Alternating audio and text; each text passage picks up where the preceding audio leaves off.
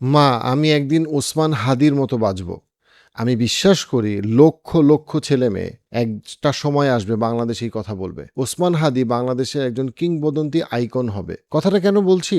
কারণ রিসেন্ট যে সন্ত্রাসী আক্রমণ তার উপরে হইল, এখানে আল্লাহ আজ্জা ওয়াজাল কি চায়? এখানে আল্লাহ আজ্জা ওয়াজালের তো একটা পরিকল্পনা আছে। ওনার পরিকল্পনাটা কি? দেখেন, খুনিদের তো একটা পরিকল্পনা আছে, তারা খুন করতে চেয়েছে। আমরা যদি এভার কেয়ারের শেষ তথ্য অনুযায়ী যদি আমরা পর্যালোচনা করি, তাহলে তাদের তথ্য অনুযায়ী, বিবৃতি অনুযায়ী ওসমান হাদির বেঁচে থাকার সম্ভাবনা খুব কম, আর সুস্থ হয়ে ফিরলে পুরোপুরিভাবে সুস্থ হওয়ার সম্ভাবনাও কম।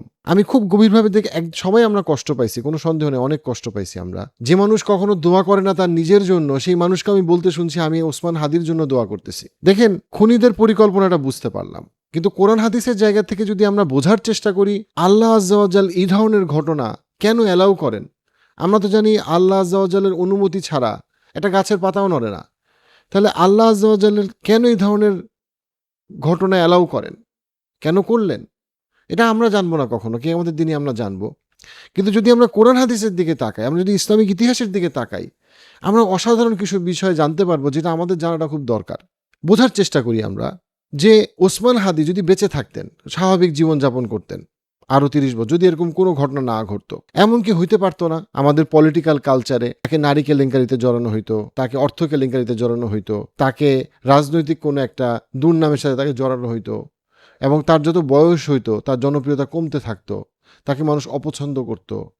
এবং এই ঘটনাকে আমরা অনেক ক্ষেত্রে, আমরা জুলাই পরবর্তী অনেকের ক্ষেত্রে দেখে নেই যে অনেক তরুণকে মানুষ ইদার সন্দেহ করে, খারাপ অভিযোগ তুলে, অথবা তারা আসলে বিভিন্ন খারাপ জিনিসের সাথে জড়াই গেছে।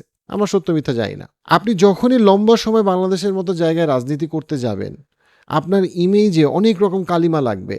কিছু কিছু ক্ষেত্রে আপনি সেটা আসলে খারাপ কাজ করছেন, আকাম কুকাম করছেন, এই জন্য কখনো কখনো আপনি পরিস্থিতির শিকার, আর কখনো কখনো আপনি সিম্পলি আপনাকে বিভিন্ন রকম অভিযোগ এত জোরালোভাবে এতবার দেওয়া হবে যে মানুষ মনে করবে হ্যাঁ এই লোকটা তো আসলে খারাপ। কিন্তু ওসমান হাদির ক্ষেত্রে দেখেন, ওসমান হাদি যেই সময়ে আক্রমণের শিকার হয় সেই দিন পর্যন্ত তার ইমেজটা দেখেন, কোনো নারী কেলেঙ্কারি নাই, কোনো অর্থ কেলেঙ্কারি নাই, তার বিরুদ্ধে কোনো শক্ত অভিযোগ নাই, তার বিরুদ্ধে কোনো জঙ্গি মদতদাতার নামে কোনো এরকম কোনো অভিযোগ নাই, যে অভিযোগগুলো তার বিরুদ্ধে ফিউচারে করা হইতে পারতো এবং হইছে। মানে গত 50 বছরের বাংলাদেশের রাজনৈতিক ইতিহাস বা পৃথিবীর রাজনৈতিক ইতিহাস তাই বলে, শত্রুপক্ষ স্থির থাকতো না, তাকে কোনো না কোনো কালিমায় দিত।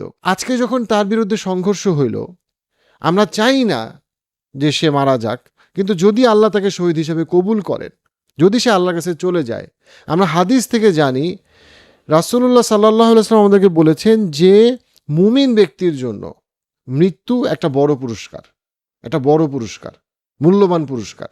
তো সেই জায়গাটা থেকে যে শহীদ, তার ব্যাপারে তো সে তো ইমিডিয়েটলি সে জান্নাতে যাবে, এবং আমরা বিশ্বাস করি যে সে যদি হাদি সুস্থ হয়ে ফেরত আসুক, যদি সুস্থ হয়ে ফেরত না আসে, আল্লাহ যেন তাকে শহীদ হিসেবে কবুল করে, যে তৎক্ষণাৎ সে ইনশাআল্লাহ জান্নাতে চলে যাবে ইনশাআল্লাহ।